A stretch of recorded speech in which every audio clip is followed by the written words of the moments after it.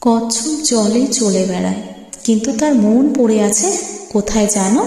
আড়ায় পড়ে আছে, যেখানে তার ডিমগুলি আছে।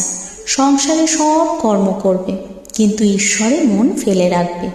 ঈশ্বরে ভক্তি লাভ না করে যদি সংসার করতে যাও, তাহলে আরও জড়িয়ে পড়বে। বিপদ, শোক, তাপ এসবে অধৈর্য হয়ে যাবে। আর যত বিষয় চিন্তা করবে, ততই আসক্তি বাড়বে। তেল হাতে মেখে তবে কাঁঠাল ভাঙতে হয়, তা না হলে হাতে আঠা জড়িয়ে যায়। ঈশ্বরে ভক্তিরূপ তেল লাভ করে তবে সংসারের কাজে হাত দিতে হয়। কিন্তু এই ভক্তি লাভ করতে হলে নির্জন হওয়া চাই। মাখন তুলতে গেলে নির্জনে দই পাততে হয়। দইকে নাড়ানাড়ি করলে দই বসে না। তারপরে নির্জনে বসে সব কাজ ফেলে দই মন্থন করতে হয়, তবেই মাখন তোলা যায়।